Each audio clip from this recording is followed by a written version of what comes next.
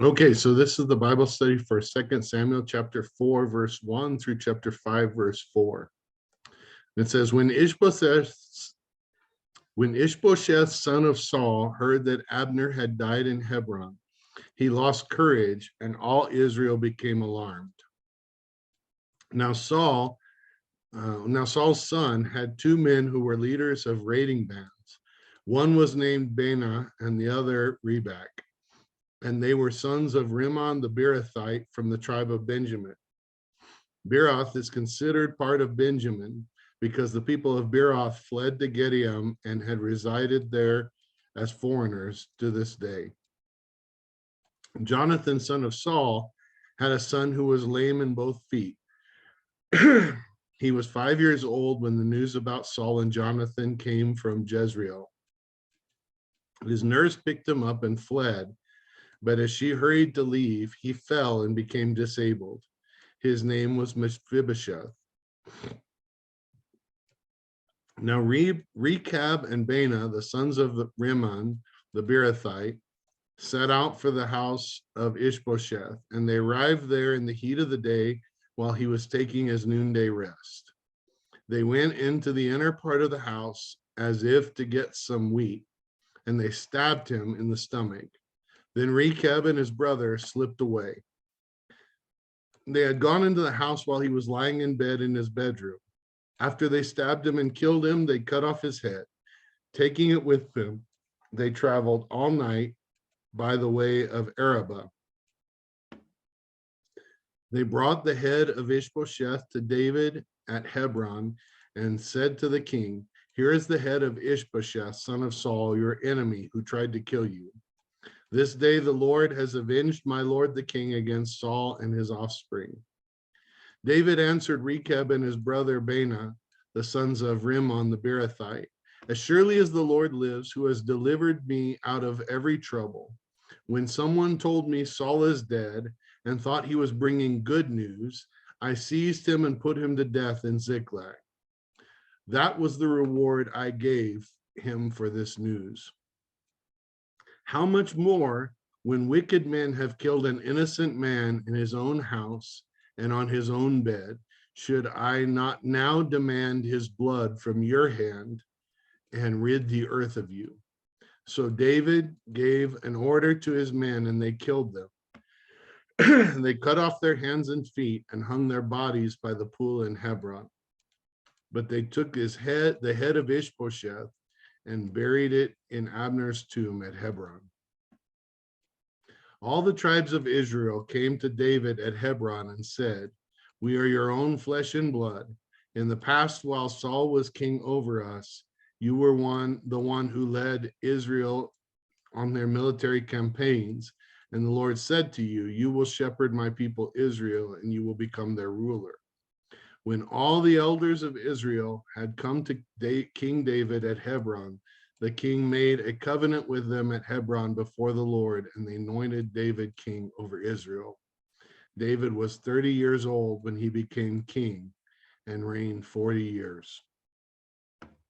All right. Wow.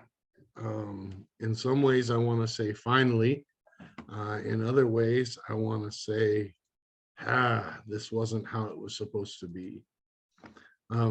Number one, remember that you can download PDF copies of this Bible study at www.abqnaz.org/alive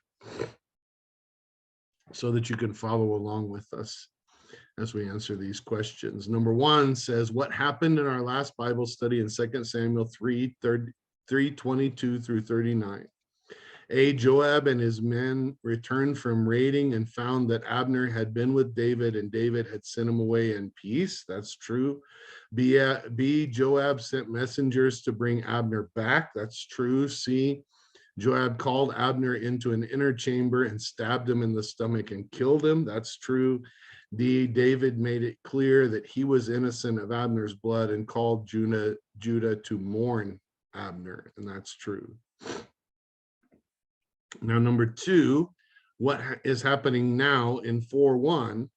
It says, when Ishbosheth, son of Saul, heard that Abner had died in Hebron, he lost courage, and all Israel became alarmed. So what we can probably deduce from what we're reading here is they became alarmed and they started behaving irrationally, and the stability of the kingdom was at stake, because Ishbosheth was, we found out, I think previously, a weak ruler, and Abner was the one that had propped him up and had kept him in power. And so now Abner was gone and nobody knew. I don't think anybody thought Ishbosheth could handle this on his own, including Ishbosheth. and so there was some upheaval here, but not for very long, because as soon as people thought this isn't going to work out, some people did something about it. So number 3 says what happened in 4:2-3 and 5-7. So we're skipping over verse 4 here. We'll come back to that at the end, because it's kind of an aside or an out of place remark that probably doesn't give us much help in understanding this passage as a whole, but will sort of foreshadow some things that are going to happen later. Saul's son had 2 men who were leaders of raiding bands, Baanah and Rechab. So these were people who were not Israelites per se by blood, but I think in the commentaries it suggests that these were people from a treaty that they shouldn't have even made, who had not been killed, and instead, though, had sort of settled as Israelites, as part of the tribe of Benjamin, because of this treaty that was made. And so they were apparently leaders of raiding bands, which was, as we've talked about already, kind of a common thing in this day and age. It was what the Philistines were doing. It's what David was doing. And apparently Israel had been doing it as well, going out and raiding different areas that were probably not part of Israel, but were around in the similar area. Rechab and Baanah went to Ishbosheth's house while he was taking his midday nap. I don't think we have that custom here today. I don't know if it was because he was a king or because Israelites just did that, but I think we ought to reinstate it personally.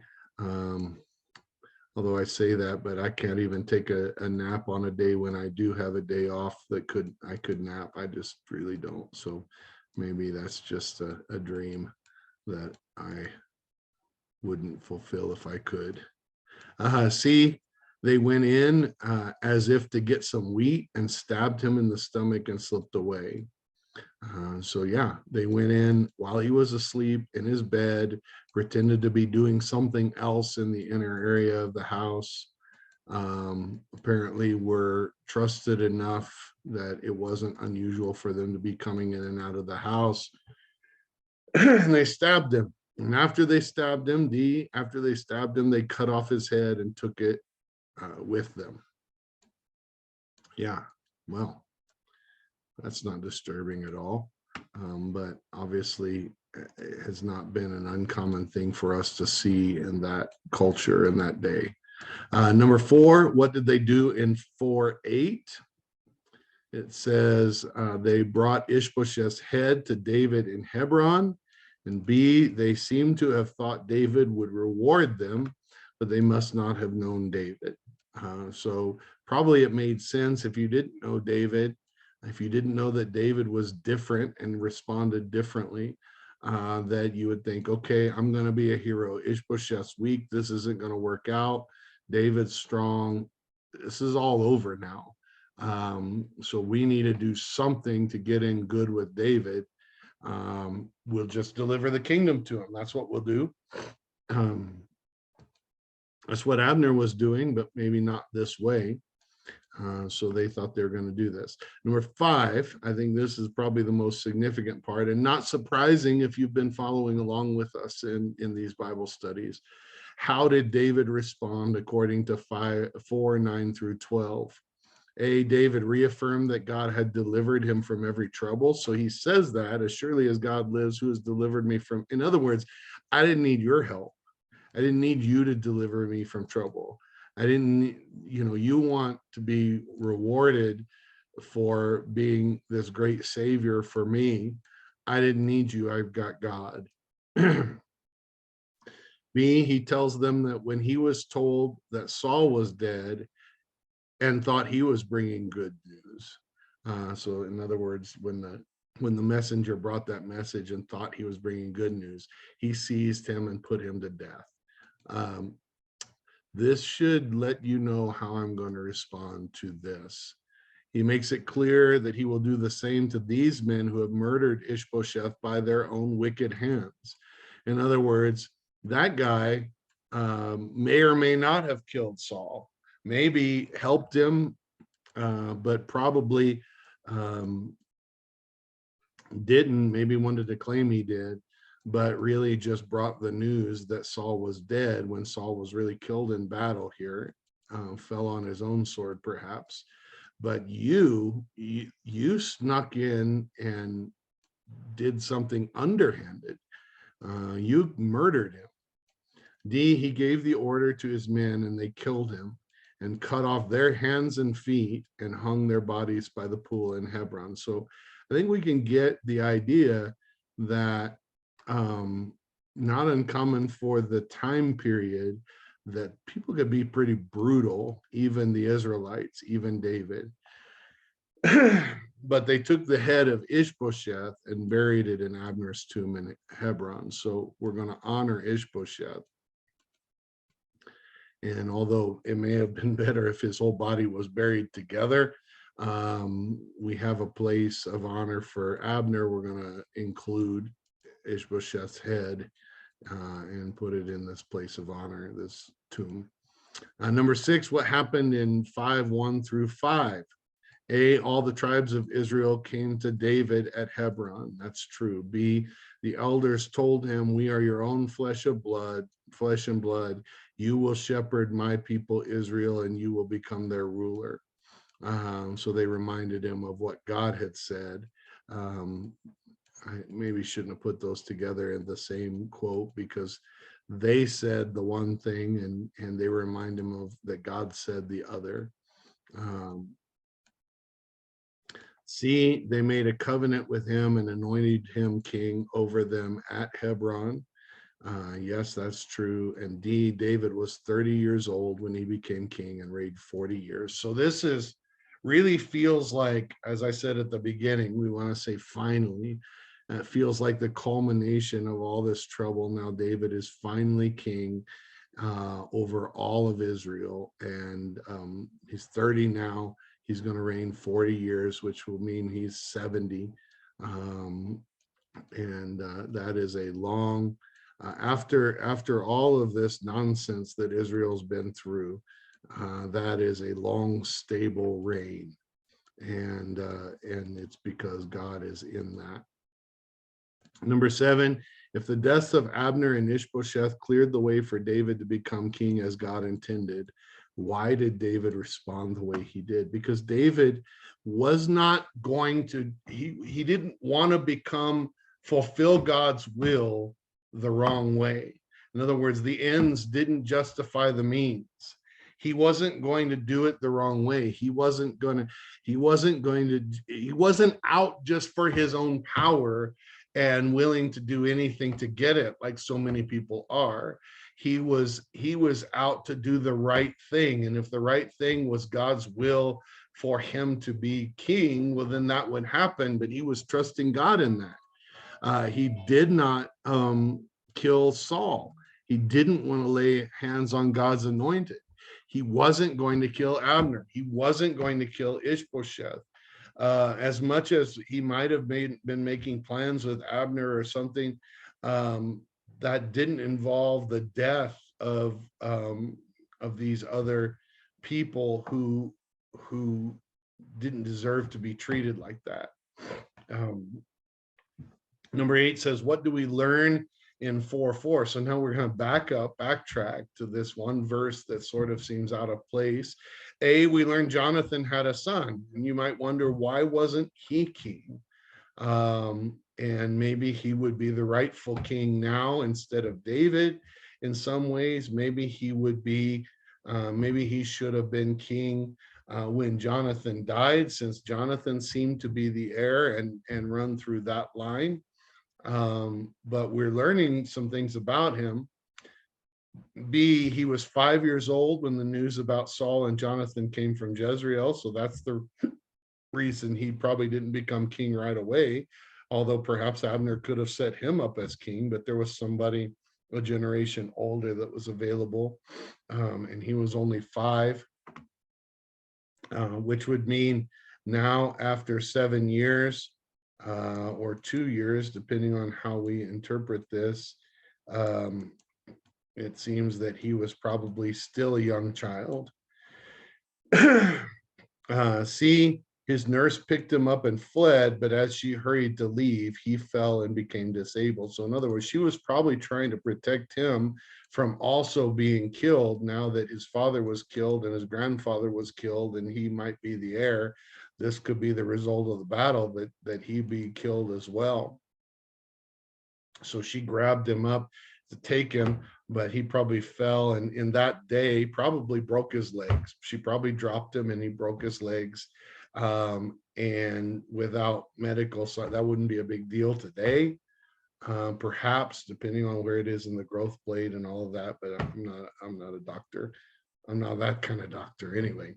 And so probably they healed wrong and it deformed everything as he was growing. And then we learn his name is Mephibosheth. Number 9 says, this seems like a weird side note. Is there a reason why we were told about this? And the answer is yes, and you probably know. And let me just pull it up here. I believe I know. In just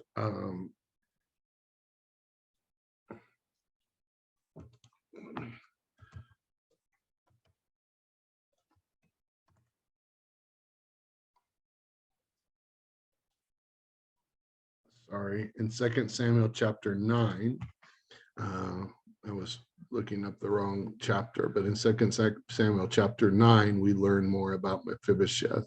So this is a side note that almost seems to have been inserted in there at this point, so that we know that something is coming, because David decides in 2 Samuel 9 to show kindness to the house of Saul and wants to know if there's anybody left who he can show kindness to for Jonathan's sake.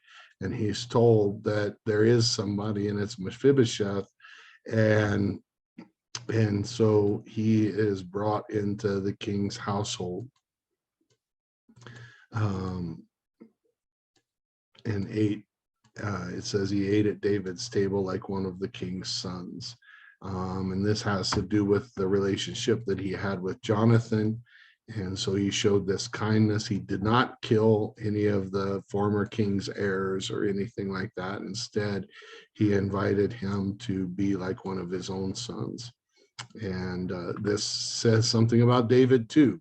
We'll study that in a few chapters when we get to it. So I don't want to give away all of that, but all of this reminds us that David is not the same kind of king that people expected to meet or to experience. And so these guys that killed Ishbosheth thought they were going to get rewarded. That didn't happen. You know, the Mephibosheth's nurse thought that